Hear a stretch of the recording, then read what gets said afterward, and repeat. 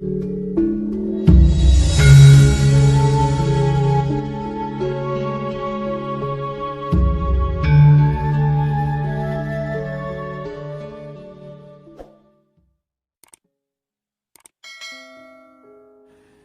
kalau ucapan Idul Fitri yang orisinal dari Rasulullah itu taqabbalallahu minna wa minkum taqabbal ya karim, itu sudah ada sejak zaman Nabi. Artinya kita bertemu bersalaman dan hatinya terbuka, saling memaafkan agar supaya semua kehendak baik kita oleh Allah dikabulkan pada Anda maupun pada saya atau kami. Itu yang pertama. Nomor dua, nahnu na'udzu minal aidin wal faizin, itu kalimat ketika pada bulan Ramadan menjelang hari raya Rasulullah pulang dari sekitar 215 km dari kota Madinah setelah melakukan atau setelah mengalami perang Badar yang luar biasa dahsyat, di mana pasukan Islam hanya 313 orang prajurit yang juga bukan benar-benar prajurit tapi seanak-anaknya wong lanang. Oleh Allah diberi kemenangan melawan sekitar 1.100 pasukan sekutu dari Mekah dan lain-lain. Pasukan sekutu ini dalam arti yang sebenarnya. Nah, tahap kemenangan itu dicapai itu menurut saya merupakan contoh bahwa kita bisa menempuh hal yang sama. Jadi kalau melihat pasukannya, maintenance perangnya, ketangguhan sebagai prajurit, itu pasukan Islam pasti kalah. Itu pada bulan Ramadan, yaitu perang Badar. Tapi kalau melihat bahwa orang Islam itu hidup tidak sendirian, tidak dengan dirinya sendiri, tapi juga dengan Allah dan para malaikatnya, maka ada kans untuk tidak kalah. Maka Rasulullah mengucapkan satu kalimat kepada Allah dan satu kalimat kepada prajuritnya. Kepada Allah, Rasulullah mengatakan innama tunsaruna wa turhamuna wa turzakuna bidu'afaikum.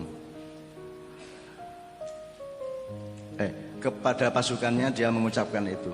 Dia bilang sama pasukannya yang janjane wis ora pantes lah dadi prajurit ki, wis jalan kaki tanpa alas 313 km, 250-an kilometer dari Madinah ke daerah Badar itu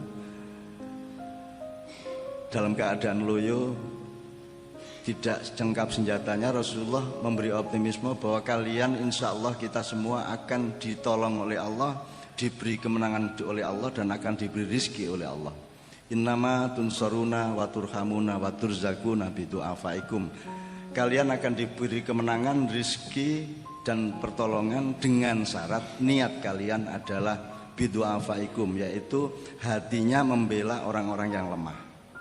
Jadi ternyata ada rumus di hadapan Allah bahwa kalau niat kita itu adalah membela orang-orang yang du'afa, membela orang-orang yang lemah, membela orang-orang yang tertindas, membela orang-orang yang teraniaya dan tidak bisa berbuat apa-apa, maka Allah akan nyulap keadaan dari rasionalitas perang menjadi keajaiban kemenangan gitu.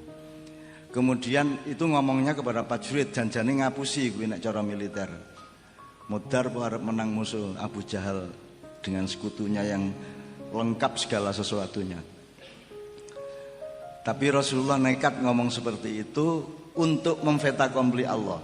Nek panjen Gusti Allah sayang karo aku ya aja ora dikabulke. Kira-kira ngono kuwi. Dadi jenengan juga gitu. Kalau sudah janji sama istri atau suami melakukan kebaikan, mau beli mobil baru, motor baru atau mau apa segala macam, janjikan saja kepada istri, terus nanti bilang sama Allah. Kula pun kadung janji nek mboten ken malah bubrah rumah tangga kula. Nek ajeng nek jenengan niku sae kalih kula, Rahman Rahim kalih kula nggih nyuwun sewu pun kabulaken. Nek mboten berarti sing ngrusak rumah tangga kula niki jenengan. Tuh kira-kira moralnya logikanya seperti itu. Jadi Rasulullah memfeta kompli innamatun soruna wa turhamuna wa turzakuna bidu'afaikum. Kalian akan diberi kemenangan, pertolongan dan rizki juga. Ya. Asalkan kalian berniat untuk membela orang-orang yang lemah yang tinggal di kampung kita, yang kita tinggalkan untuk perang. Kemudian kepada Allah dia ngaku Rasulullah, ilam takun alayya ghadabun fala ubali. Gusti niki nek soal perang mesti kalah. Prajurit mboten alah ra iso dialap lah. Senjatane nggih mboten lengkap. Sing kula andalkan mek kula milih medan perangnya. Jadi Rasulullah milih di lembah Badar, sehingga dia secara militer dia bisa hitung bahwa sedikitnya pasukan itu akan tidak terlalu celaka karena wilayah yang dipilih itu adalah ada bukit-bukit, ada lembah, dan saya pernah ke lembah Badar itu. Nah, kemudian kepada Allah Rasulullah mengatakan ilam takun alayya ghadabun fala ubali. Ya Allah, sing penting jenengan ampun duka ten kula, jenengan ampun nesu ten kula. Nek jenengan ora nesu ten kula, wis modaro arep kalah monggo, arep modar monggo ora masalah. Ya, ini kalimat jangan sampai kedengaran prajuritnya. Ini kalimat rahasia antara Allah dengan Anda. Jadi kalau sampean kepepet, iki wis dinilai oleh tim apa iku jenenge saka Amerika untuk meningkatkan level UNY ini. Ya, sekarang ini kalau kira-kira kepepet kok menurut penilaian mereka kita kurang kondusif atau kurang memenuhi syarat untuk naik level dari 10 besar Pak ya. Dari 10 besar. Sampean bilang sama Allah, ilam takun alayya ghadabun fala ubali. Ya Allah, asal sampean panjenengan mboten nesu ten kula sebagai rektor, arep kalah modaro ora masalah. Gusti Allah ra tega akhirnya ditingkatkan menjadi 7 besar, 6 besar, 5 besar. Itu ceritanya. Jadi hidup itu tidak hanya regulatif rasional. Hidup itu ternyata ada kolusi-kolusi dengan Allah. Aslinya kita itu kalah, tapi karena ada Allah maka ada alasan untuk tidak kalah. Nah, alasannya tidak militeristik, tidak rasional. Alasannya adalah kasih sayang. Asal sampean sama Allah itu pasrah bener, ikhlas untuk dikasih takdir kayak apapun, malah Allah malah tidak mentakdirkan. Klausul yang terbesar adalah Idul Adha. Sebenarnya aslinya kan Ibrahim diperintah menyembelih Ismail. Coba piye niku? Ana Gusti Allah kok ngongkon hambane mbeleh anake, coba niku lak kurang ajar lho niku. Asline nggih. Nggih mboten Bu? Bagaimana coba? Kita Tuhan misalnya, terus kita bikin manusia, terus kita suruh si manusia menyembelih anaknya. Itu kan kalau dilihat secara pendidikan moral Pancasila kan itu kejam.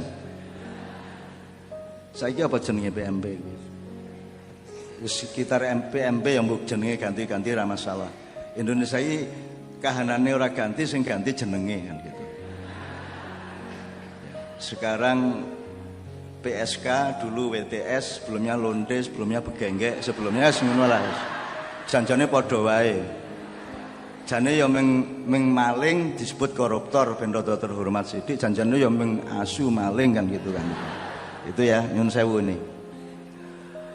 Oke, saya teruskan supaya saya tidak berkepanjangan. Saya teruskan, ternyata ada klausul untuk mendapatkan ridho Allah dan kemenangan dari Allah di dunia maupun di akhirat, yang jalannya bukan transaksinya, bukan transaksi rasional, bukan transaksi militer, bukan transaksi teknis, birokratis atau apapun, tapi transaksi cinta. Rasulullah mengatakan ilam takun alayya ghadabun fala ubali. Pokoknya angger jenengan mboten nesu teng kula mati mboten napa-napa. Ikhlas kula kalah, Islam modar sak donya ora ana Islam kula mboten masalah. Sing penting jenengan ampun nesu teng kula. Itu kan satu dialog yang sangat private, yang sangat individual, sangat personal antara Rasulullah dengan Allah. Itu asal usulnya seperti itu. Oke, saya teruskan. Karena menang di perang Badar itulah kemudian pulang menjelang hari raya Rasulullah mengatakan nahnu na'udzu minal aidin wal faizin. Nah, terus kita pakai sekarang. Nahnu na'udzu, kami kembali sebagai orang kita sekarang menjadi orang yang kembali dan beruntung. Itu maksudnya perang Badar. Yang disebut perang Badar adalah Rasulullah mengatakan kita barusan pulang dari perang kecil dan sekarang kita memasuki perangan yang sangat besar, jihad al-akbar, yaitu perang melawan nafsu kita masing-masing, perang melawan ketidakterbatasan kehendak kita masing-masing. Nah, jadi ini sebenarnya merupakan ajaran utama dari puasa.